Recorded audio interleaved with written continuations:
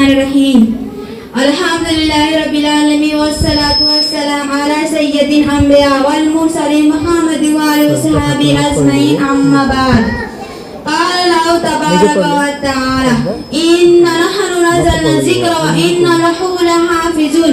دوستو آئیے اس بز میں پر نور میں ذکر اللہ کی باتیں کرے, کتاب اللہ کی باتیں کرے, کلام اللہ کی باتیں کرے, قرآن کریم کی باتیں کرے. قرآن کریم رب العالمین کا وہ مبارکہ کلام ہے جو رسول عربی صلی اللہ علیہ وسلم ذات گرامی پر نازل ہوا. گزشتہ آسمانی کتابوں پر اس کا مرتبہ اتنا بلند ہے کہ خود خالق کرنا تو اس کی حفاظت کی ذمہ داری ہے. اور اللہ نے فرمایا ہے اِنَّا نَحْنُ نَزَّلْنَا الذِّكْرَ وَإِنَّا لَهُ لَحَافِظُونَ. ہم نے قرآن کو نازل کیا ہے اور ہم اس کی حفاظت کریں گے. اور بار بار مختلف اندازہ میں کر لیا ہے, لہذا ارشاد ربانی ہے إِنَّ هَذَا الْقُرْآنَ يَهْدِي لِلَّتِي هِيَ أَقْوَمُ.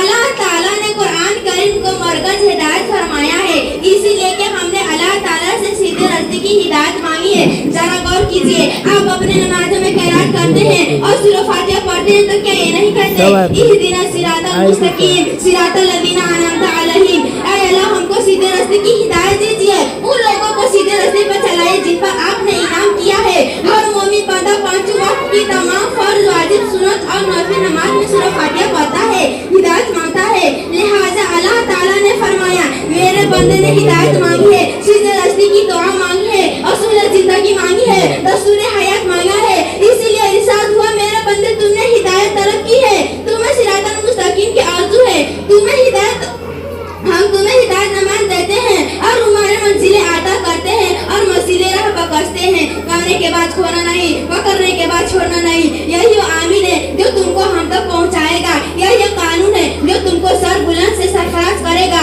یہی وہ نقشہ قیام ہے جو تم کو دنیا اور آخرت کے عظیم دستور سے نوازے گا.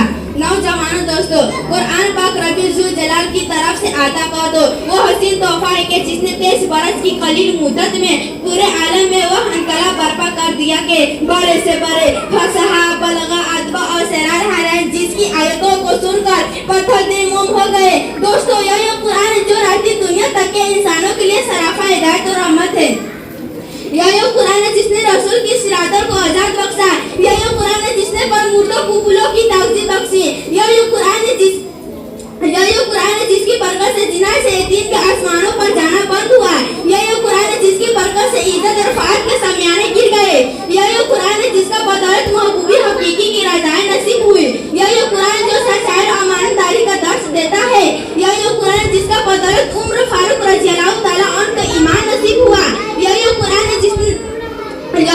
ہے جس نے نظر پیش کرنے سے ساری دنیا عاجز و قاصر رہی, یہ قرآن ہے جس کی مسئلہ پیش کرنے سے عرب کی دالوں کرنے والوں نے گھٹنے ٹھیک دیے, یہی قرآن ہے جس کی ضلالت اور گمراہی کی دلدل میں فنسو انسانیت کو رشد ہدایت کا پیغام سنایا, یہی قرآن ہے جس کی حفاظت کا وعدہ خود خالق کائنات نے فرمایا, یہی قرآن ہے جس کی تلاوت میں دلوں کے واسطے فرحت و بساط کا سامان ہے, یہی قرآن ہے جس نے ذہنی قوتوں کو جلال بخشا, یہی قرآن ہے جس کی برکت سے اجڑے چمن میں بہار پیدا ہوئی. محترم حضرات, آج کے اس نازک دور میں حافظ کلام کو فضول سمجھا جاتا ہے, اس کا الفاظ اتنا حقائق بتلایا جاتا ہے, کہا جاتا ہے اس کا اتنا بے سمجھ پڑھنا بے سود ہے. افسوس آتا افسوس, اس قرآن پاک کے بارے میں ہمارا یہ خیال ہے کہ جس کے بارے میں سرسائے بطہار جناب محمد رسول صلی اللہ علیہ وسلم نے ارشاد فرمایا کہ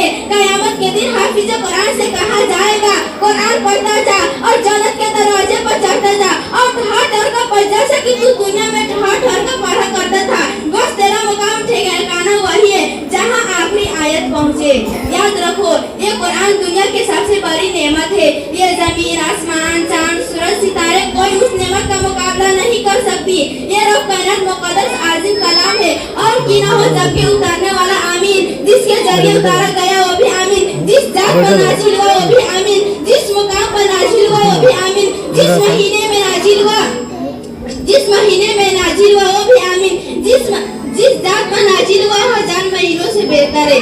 اللہ کا یہ مقدس پاکیزہ کلام تمام کلاموں سے افضل ہے. حدیث پاک میں آتا ہے اللہ کے کلاموں کو سب کلاموں پر صحیح فضیلت ہے, جیسے کہ خود حق تعالیٰ سانا تمام مخلوق پر اللہ کا دلایا خدا کہ جس نے قرآن پڑھا اور اس پر عمل کیا اس کو والدین کو کل قیامت کے دن سورج سے بھی زیادہ روشن تاج پہنایا جائے گا۔ غور کرنے کا مقام ہے کہ جب والدین کو اس قدر انعام سے نوازا جائے گا تو خود پڑھنے والے مقام مرتبہ کیا عالم ہوگا۔ حضرت قیامت کا میدان ہوگا اور ایسے 10 آدمی جن کے لیے جہنم واجب ہو چکی ہوگی۔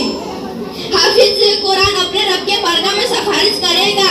حافظ قرآن اپنے رب کے سفارش قبول کرے گا۔ اسی پر میں اپنی تقریر ختم کر رہی ہوں۔ دعا کیجیے اللہ تعالیٰ تمام مسلمانوں کو قرآن سیکھنے سکھانے اور اس پر عمل کرنے کی توفیق عطا فرمائے، آمین۔